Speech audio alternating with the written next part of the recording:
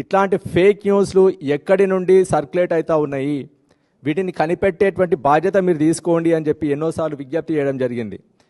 ఇట్లాంటి కొన్ని ఊరు పేరు లేనటువంటి ఆన్లైన్ పత్రికలు, మీడియా ముసుగులో వస్తున్నటువంటి కొన్ని ఆన్లైన్ పత్రికలు ఇట్లాంటి ఫేక్ న్యూస్లని అదే పనిగా సర్క్యులేట్ చేస్తూ ఉన్నారు.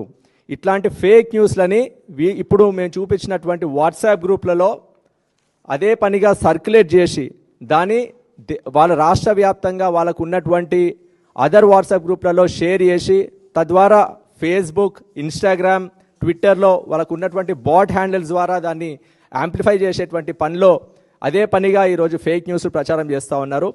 బీఆర్ఎస్ పార్టీ అగ్రనాయకులపైన, మహిళా నాయకులపైన వ్యక్తిత్వ హననానికి పాల్పడుతున్నటువంటి ఇట్లాంటి ఈ పేపర్లు ఎక్కడి నుండి ఆపరేట్ చేయబడతా ఉన్నాయి అని చెప్పి ఇప్పటికీ ఒక 10ల సంఖ్యలో బీఆర్ఎస్ పార్టీ ఎమ్మెల్యేలు కావచ్చు, మహిళా నాయకులు కావచ్చు, బీఆర్ఎస్ పార్టీ వివిధ విభాగాలకు చెందినటువంటి నాయకులు సైబర్ క్రైమ్లో కంప్లైంట్ ఇవ్వడం జరిగింది, ఎఫ్ఐఆర్లు కూడా నమోదు చేయడం జరిగింది.